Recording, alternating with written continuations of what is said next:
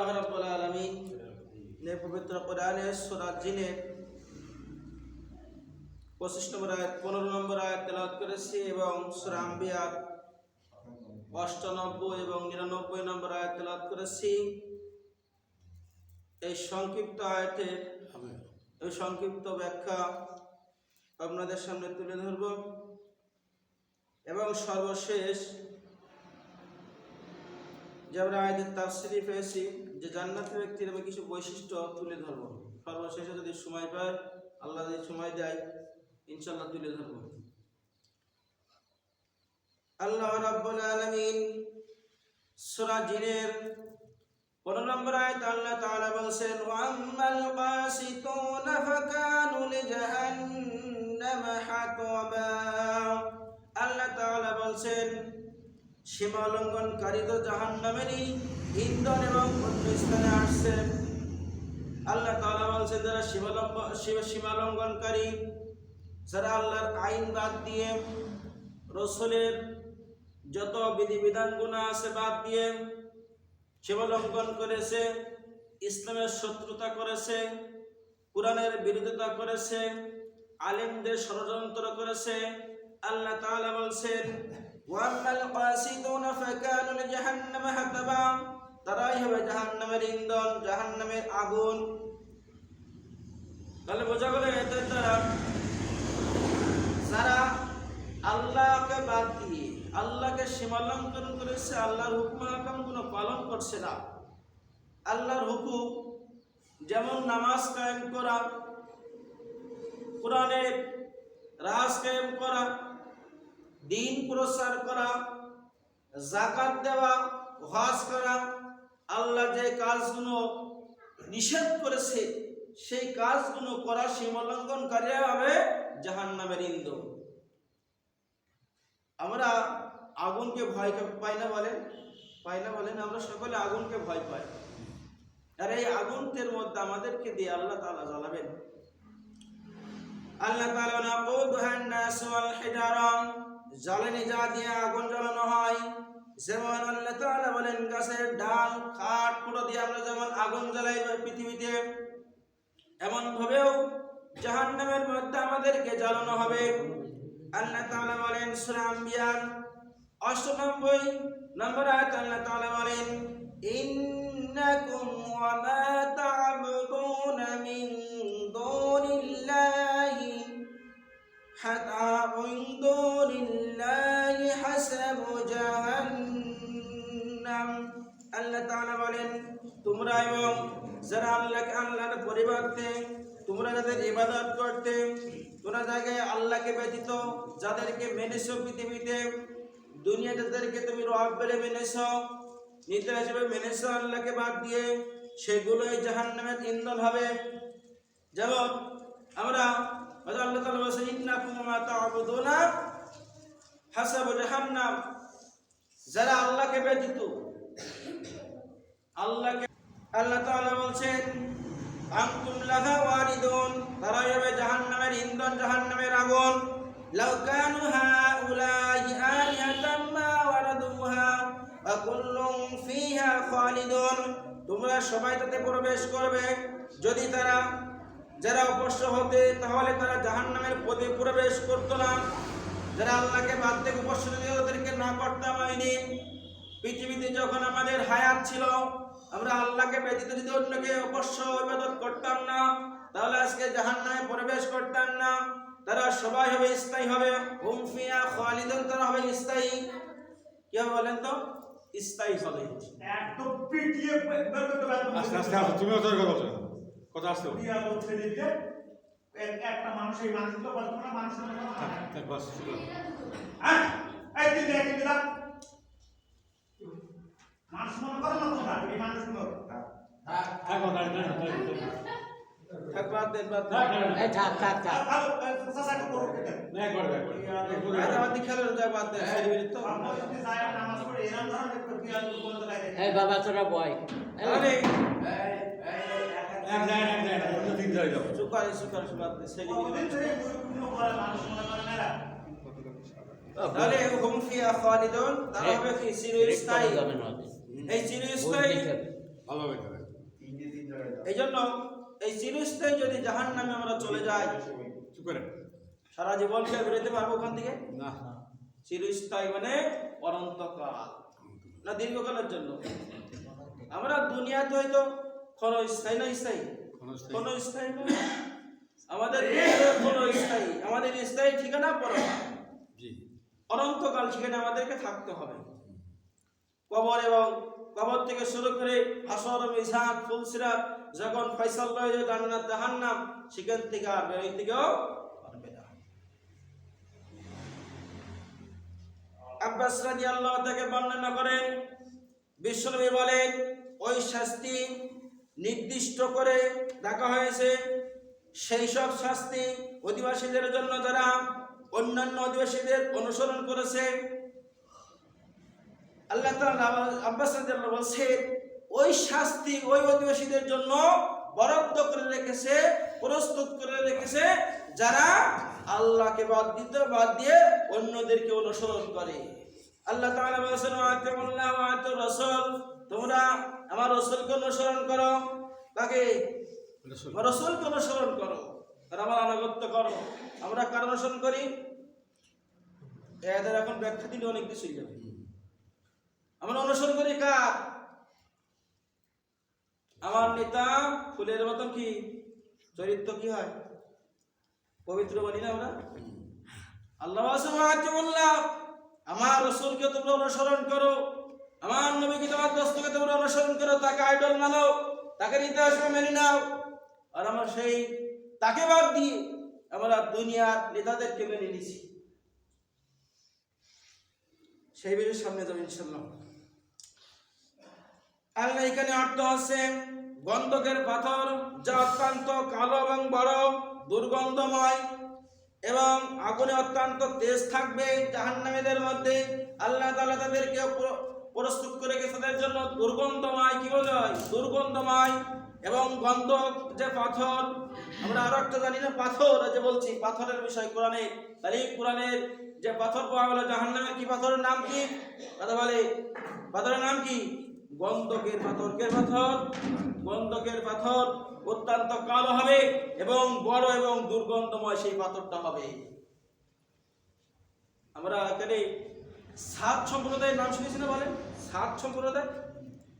তারা এত বড় বড় ছিল, এত লম্বা দেহের অধিকারী ছিল, দেহের অধিকারী ছিল। তারা বড় বড় পাথরগুলো এক হাতে তুলত, বড় বড় পাথর যা আমাদের মতন মানুষ 20-30 জন পারবে করতে।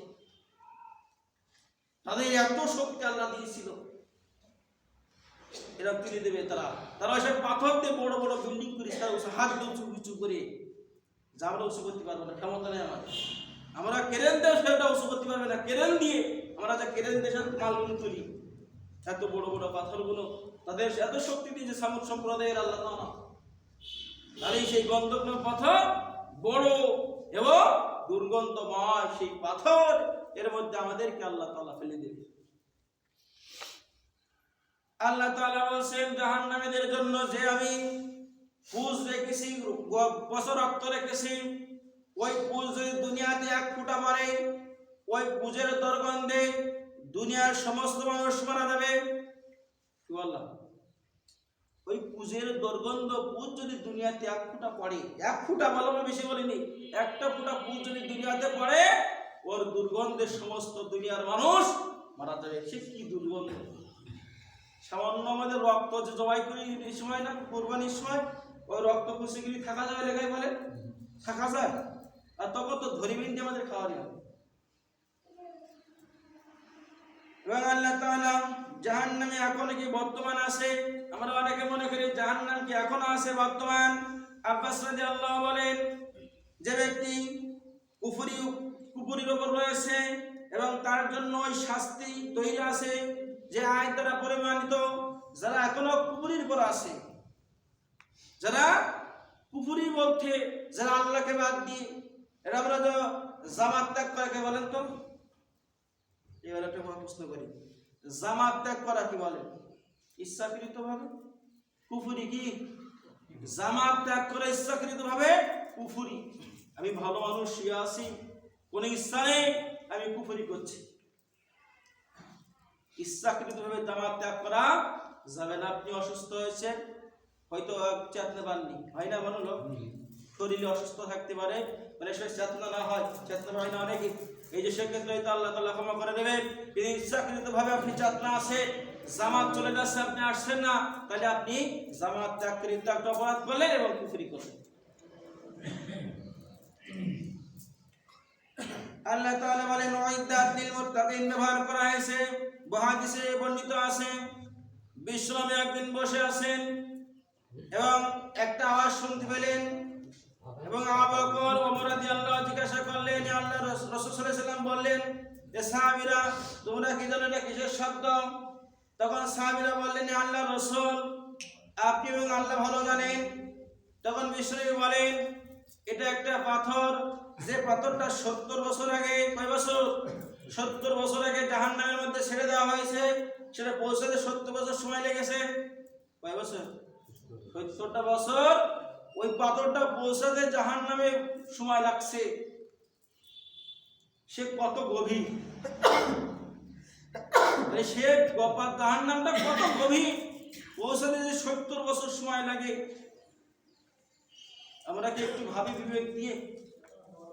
আমরা একটু বিবেক দিয়ে ভাবি না। এই জন্য সাহাবাইগণ রাদিয়াল্লাহু বলেন, আমরা একদিন একটি বড় শব্দ, যে কথাটা বললাম শুনতে পেলাম, ওটা 70 বছর সময় লেগেছে। রাসূল সাল্লাল্লাহু আলাইহি সাল্লাম বলেন, সূর্যগ্রহণের যে যখন নামাজ পড়ে আমি সূর্যগ্রহণ লেগে গেলে সালাত আদায় করবার অবস্থায় জাহান্নামকে আমি দেখেছিলাম, যে জাহান্নাম এখনো বিদ্যমান আছে কিনা, এটা বোঝাচ্ছে আদি কোরআন দিয়ে এখনো জাহান্নাম এখনো বিদ্যমান। বিশ্বনবী যখন সূর্যগ্রহণ লাগছে নামাজ পড়লেন, তখন রাসূল সাল্লাল্লাহু আলাইহি সাল্লাম জাহান্নামকে দেখেছে। রাসূল সাল্লাল্লাহু আলাইহি সাল্লাম মিরাজে গিয়ে জাহান্নাম দেখেননি, বলেন মিরাজে গিয়ে জাহান্নাম দুটোই দেখেছে। এই জন্য একদিন জাহান্নাম এবং জান্নাতের তর্ক হবে। কি হবে? জাহান্নাম এবং জান্নাতের তর্ক হবে তাদের নিয়ে। এই জন্য আমরা সেই জাহান্নামটাকে স্মরণ করব, কবরের কথা চিন্তা করব। এবং সময় তো হয়ে গেছে, জালেম বিচারক সকলে জাহান্নামে যাবে, সে বিষয় আজকে আর তুলে ধরবো না। আল্লাহ তাআলা যদি হায়াত তৈবা দান করে, সামনের বিষয় সামনের জুমা ইনশাআল্লাহ তুলে ধরবো। আমি জান্নাতীদের বৈশিষ্ট্য একটু 2-3 মিনিটের মধ্যে শেষ করে দেব। জান্নাতীদের বৈশিষ্ট্য আছে আপনার এখানে, আমি লিখে আনছি 5টা। কয়টা বলেন তো? 5টা জান্নাতীদের বৈশিষ্ট্য। যদি এই 5টা বৈশিষ্ট্য আমার আপনার মধ্যে থাকে, বুঝতে হবে ওই ব্যক্তি জান্নাতি। 1 নম্বর, জান্নাতি ব্যক্তির বৈশিষ্ট্যের মধ্যে যারা ঈমান, আমি এই একটা কথা বলছিলাম আগামী জুমায়, যে একটা বিষয় আলোচনা করেছিলাম, ঈমান হতে হবে, ঈমান আনতে হবে, সমস্ত বিষয়ের উপরে ঈমান আনা লাগবে। কিছু আনলাম না, এটা মানলে আপনি কাফের হয়ে যাবেন। কি হয়ে যাবে? সমস্ত বিষয়ের উপরে ঈমান আনতে হবে। ঈমানটা কেমন? আমরা মুখে বললাম, অন্তরে করলাম, সেটা বাস্তবায়ন করলাম, ওটার নামে কি বলা হয়? ঈমান বলা হয়। শুধু স্বীকার করলাম যে সমস্ত সবকিছু বিশ্বাস করলাম, ঈমানদার নাকি? ও ঈমানদার নয়, ওটা আপনি শুধু সাময়িক বিশ্বাস করেছেন। 2 নম্বর, জান্নাতি ব্যক্তির যে আলামত, নেক আমল করবে তারা, যারা সৎকর্ম করবে, যেমন নামাজ, রোজা, যাকাত, মানুষের সাহায্য করা, মসজিদে দান করা। আমরা এই দানটাকে ভুলে গেছি, যাইনি? এখন যে সিজন চলছে, যে ওসর আমি বলছিলাম আগে জুমায়, এই ওসরের প্রাপ্য আমরা কি দিয়েছি বলেন? আমরা কেউ দিয়েছি? এটা কি সুন্নত না ফরজ বলেন তো? খরচ দিতে হবে। এটা আজকে আমাদের সমাজ থেকে উঠে গেছে না? এই ওসরে দিতে হবে। যদি জান্নাতি ব্যক্তি হইতে হয়, তাহলে আপনার উৎপাদিত ফসলের ওসর যাকাত দেওয়া লাগবে, আপনি হিসাব করে দিয়ে দেবেন। এবং 3 নম্বর, ধৈর্যশীল হতে হবে। কি হতে হবে? ধৈর্যশীল এবং কৃতজ্ঞতাপূর্ণ হতে হবে। আমাদের ধৈর্য নেই আছে?